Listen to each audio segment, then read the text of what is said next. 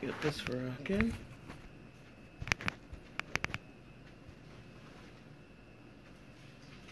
I'm gonna make sure it's on. Okay, good, good.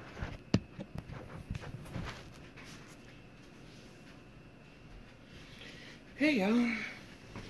Oh man, it is a good Tuesday morning, a bit overcast, but that's fine.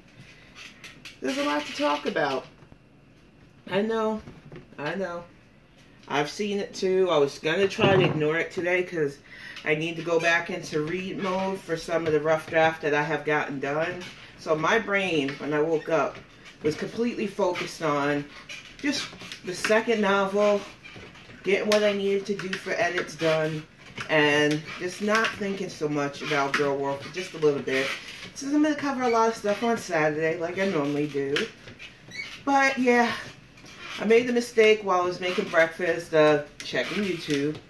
I saw the Yaba and Noah live, and then I seen a quick thing by Garlic Bread, and it's hard to really vocalize how sickening it is to watch somebody do what the heifer keeps doing. But I'm going to try to lay it out basically like this. As y'all know, I'm almost 47. I was born in the late 70s. I consider myself Gen X. I've been alive enough to see some things, and one of the things I've said in several content creators chats and stuff is I am damn glad that we didn't have the internet back then. Especially in the 80s and the 90s in New York City where I grew up. I feel like we scoff at influencers and people who are chronically online now doing awful things to their body and to other people. But I can just imagine how crazy it would have been if back in the 70s and 80s we had social media to highlight people hurting themselves, hurting their families, and getting profit from it. Now, we've all panned people who get on in front of the camera drunk, get in front of the camera high, nod it off and stuff. We mock those addictions and we report them, and they normally get taken down. There are other sites like Kick and Rumble who allow people like that to continue to semi-thrive on there. But YouTube, for all the grief I give it, normally is really tough when it comes to monetizing stuff that harms oneself or harms others. It's one of the reasons why I didn't mind coming over to this platform, even though I still prefer Twitch. I like how Twitch allows me to set up a schedule so people know either I'm going to be on or I'm not. It is still more of a friendlier streamer layout for me, but I'm not binded to either one of them. To get back to my point, what I don't like about what I've seen this morning is it's no different than if somebody with a severe drug addiction was clearly trying to prove to the world that we can't see what they're doing, even as they're doing it illicitly in front of a camera and uploading it. That is what those three mukbangs back to back to back are. And given that the person who's doing it doesn't elicit a lick of pity from me because of the years she spent just being horrible to the people around her, to her pets, to anything she brings into her life, all I can say to that is her asking for help, trying to act feeble, that might have worked on me a few years back. Because I know what it's like to struggle with weight. I know what it's like to be so dangerously out of shape that you don't know if you're going to wake up the next day. I also know that it can't just be advice on the internet that helps you. I got so fucking lucky that I wasn't chronically online during those worst times.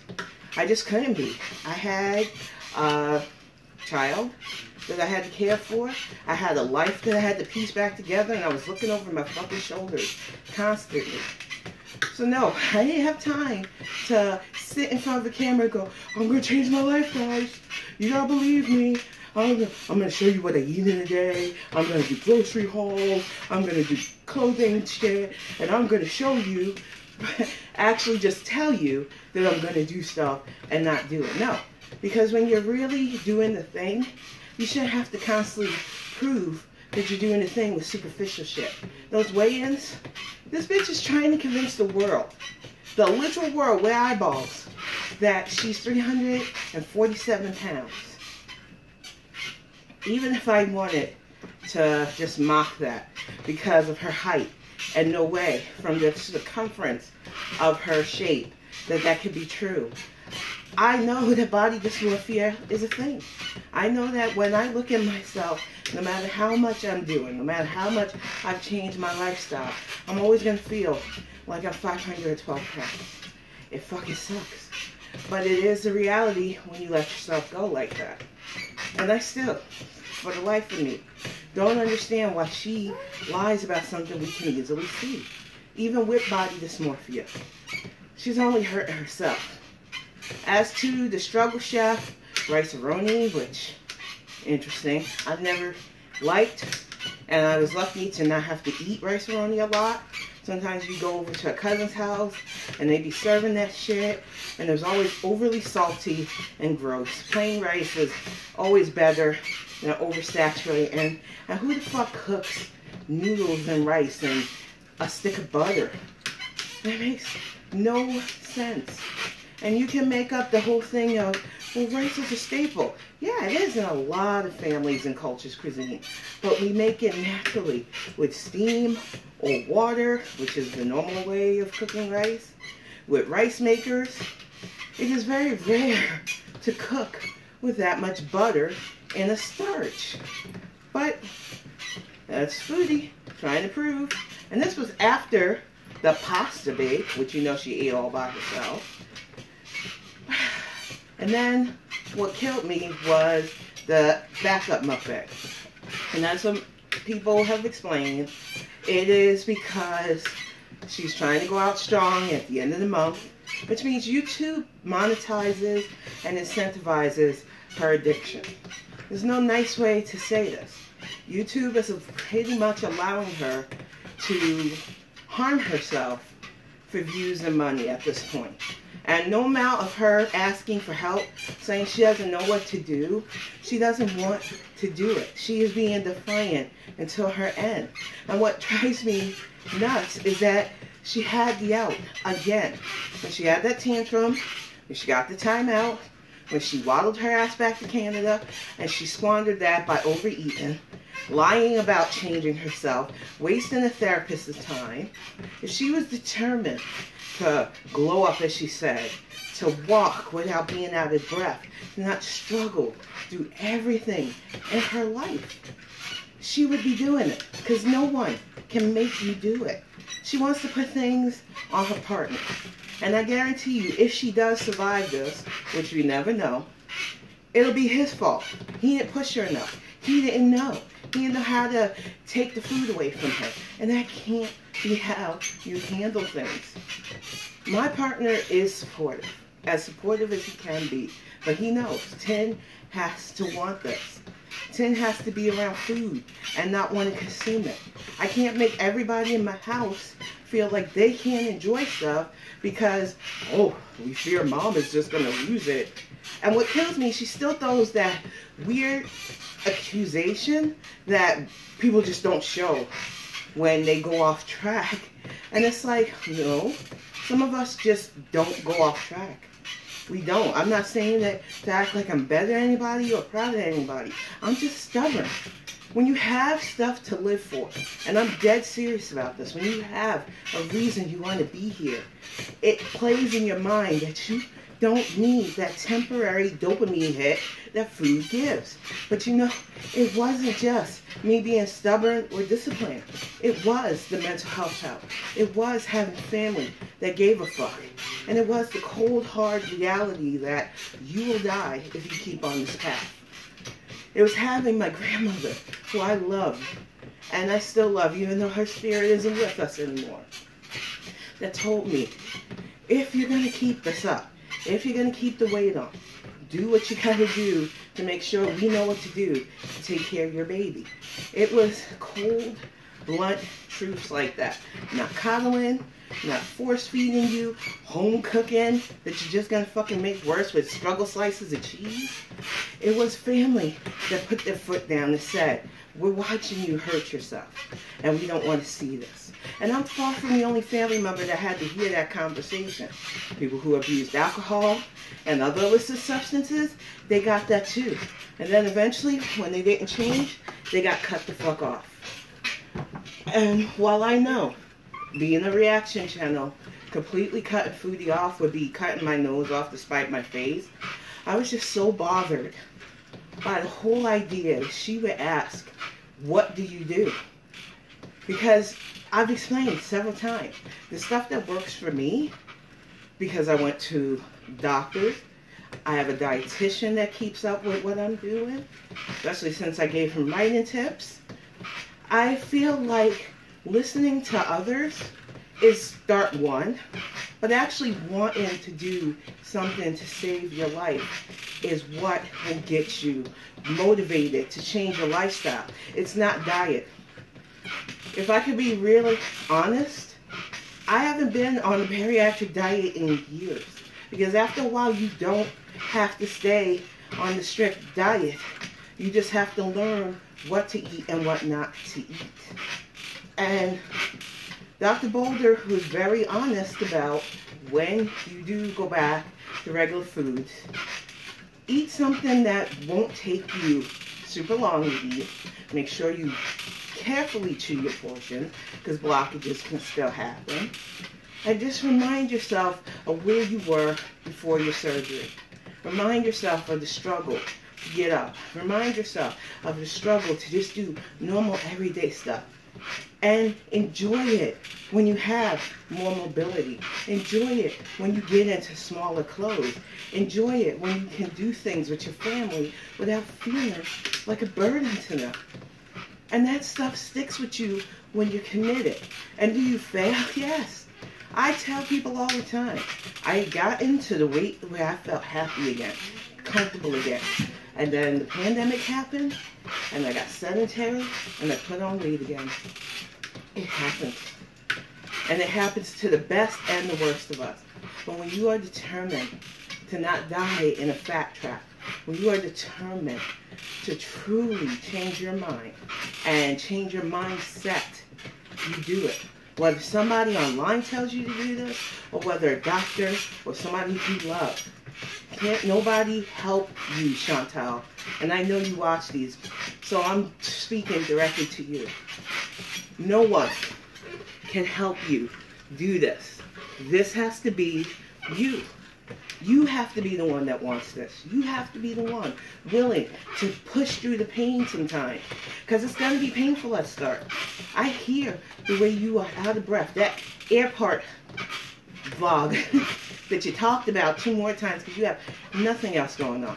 You have no kind of plans for your life.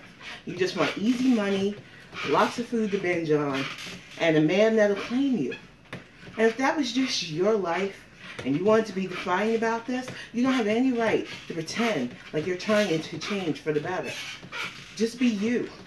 Now, if you're going to keep wading into the whole, I really want this, but I don't know how. When people tell you how, you have to start.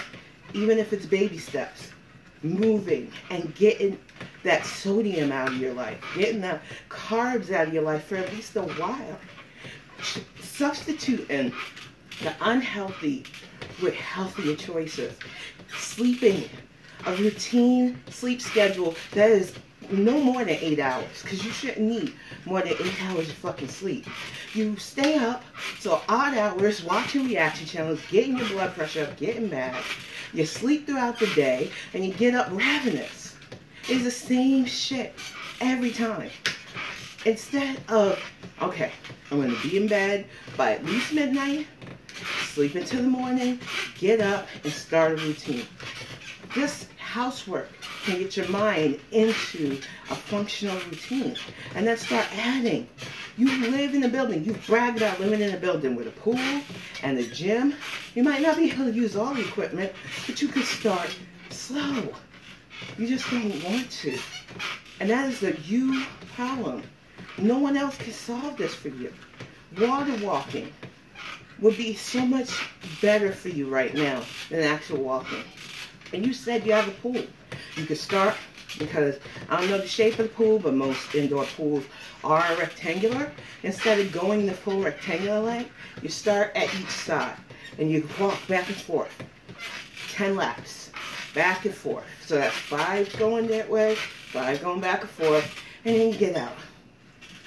You start doing that every day for at least 15-20 minutes, and you could do so much more.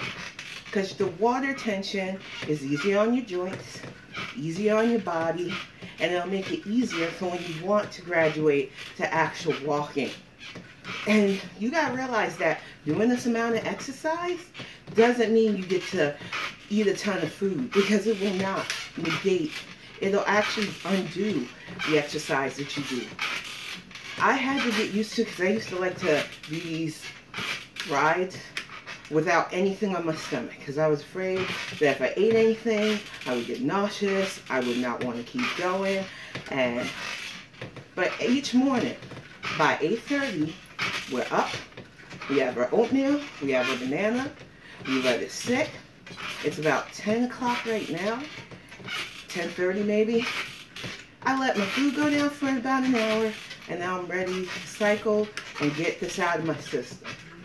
And I'm going to do my 30 minutes while talking about why no one can make you do what you don't want to do.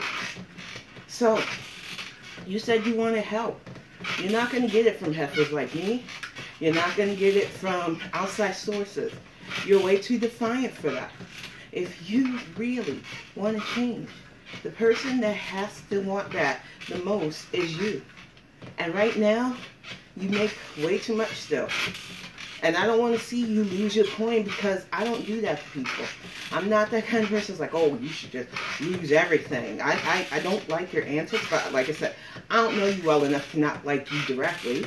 I just don't like the you that you put on YouTube.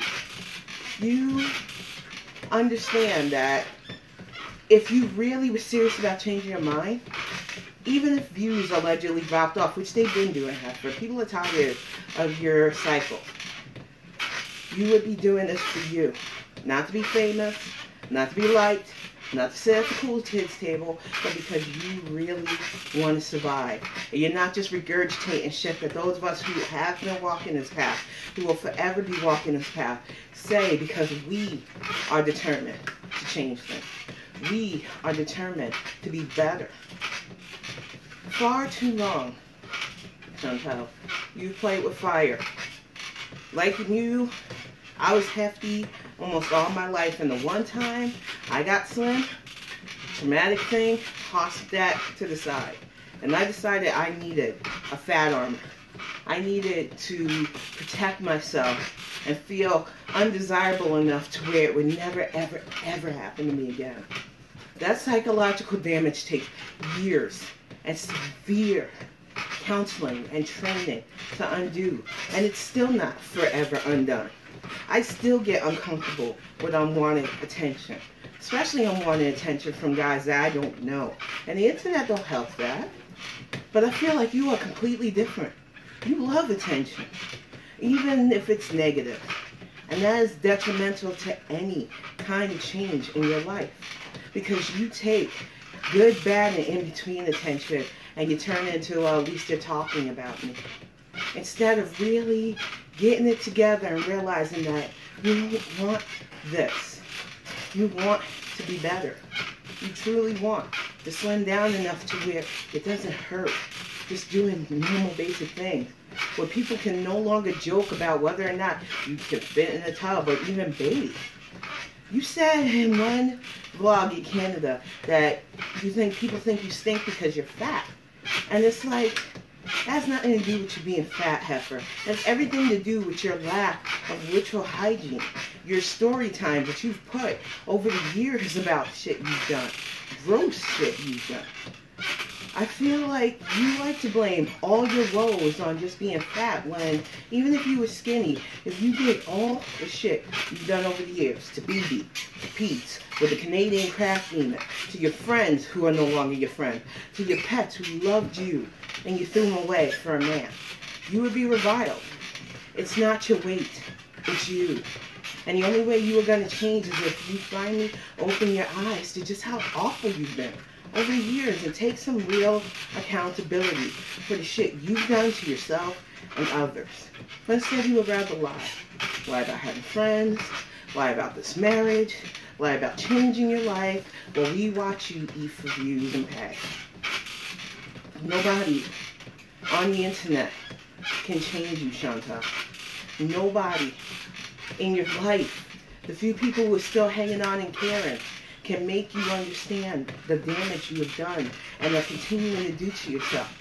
You have to be the one to open your eyes to everything. You have to be the one that wants to live. And if you don't, then you need to be the one to figure out what your next steps are.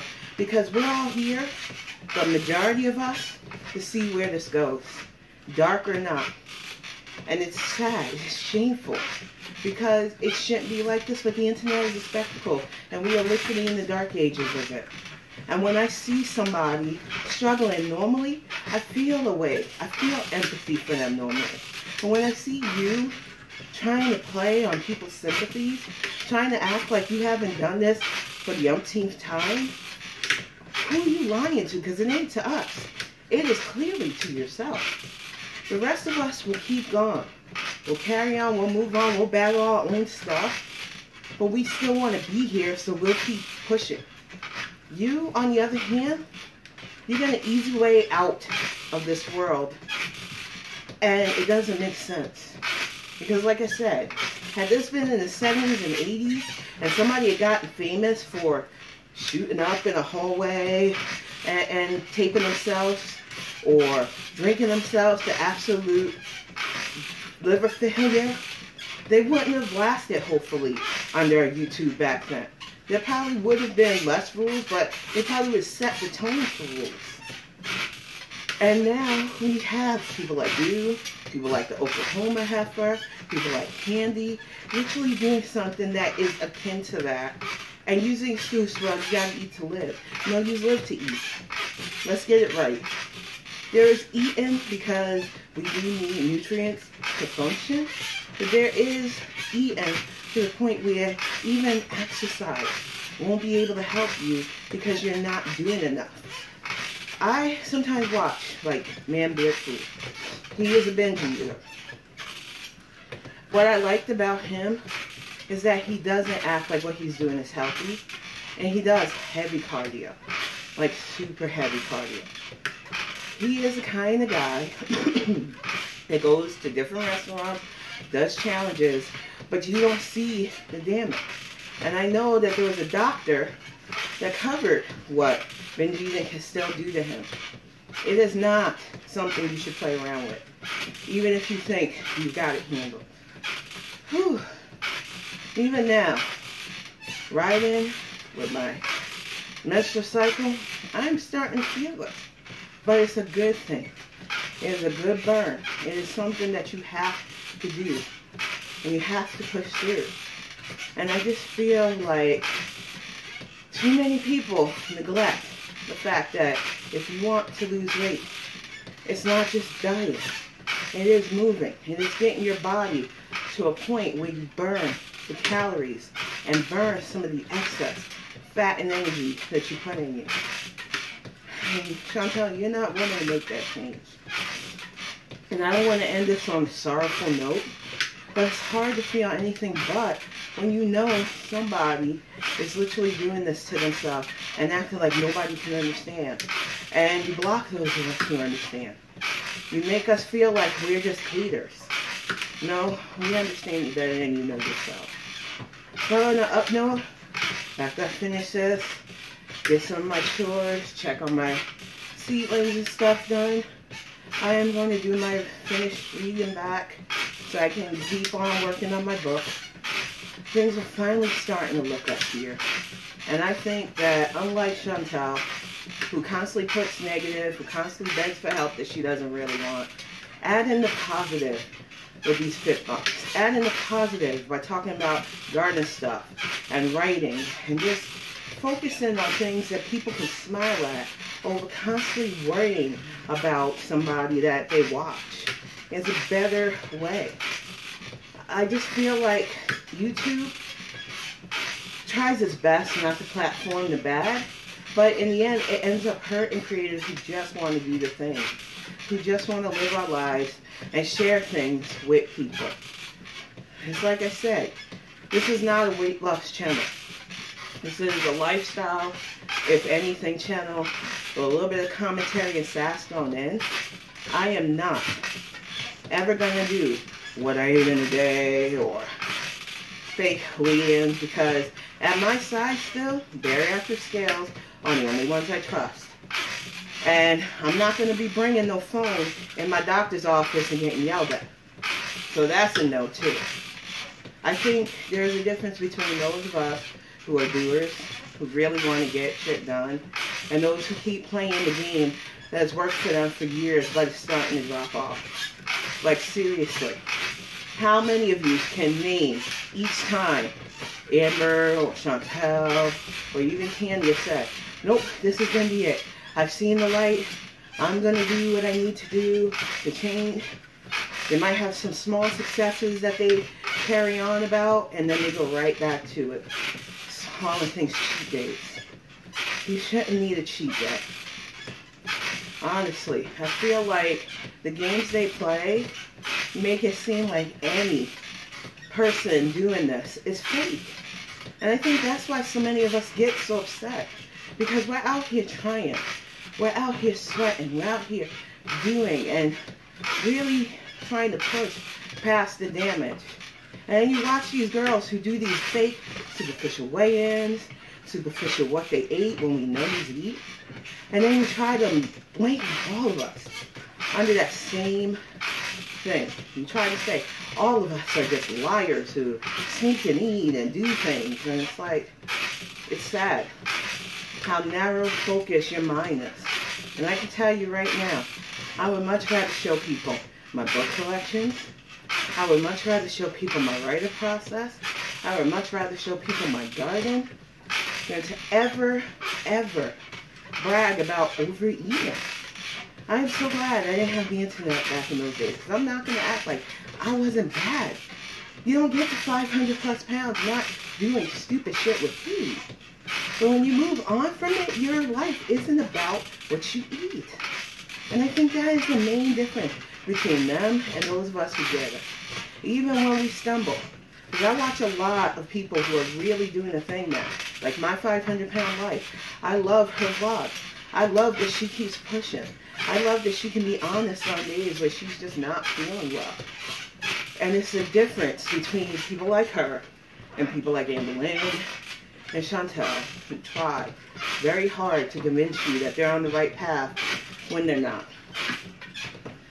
I just wish that both these girls had an awakening that didn't involve something super drastic.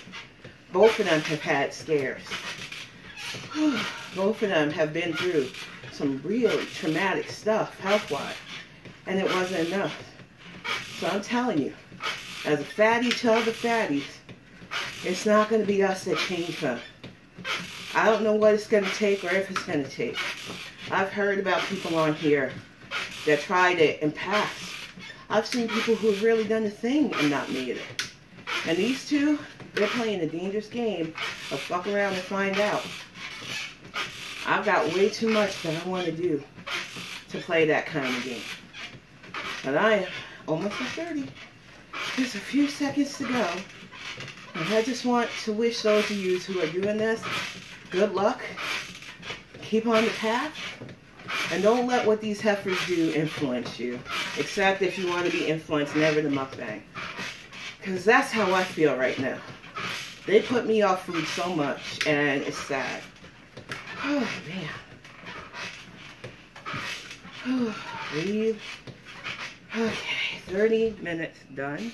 And like I said, I'm doing this with my freaking period, y'all. I had already had the cramps last week, and I thought, okay, here it comes. And it took a few days, but now it's here full force. And even that doesn't give me excuse not to do my daily routine. You've got to push past if you want to see results. But I am going to get ready to wrap this up. Get some more done. Thank you all for watching and sweating with me. And I really hope that you have a lovely day.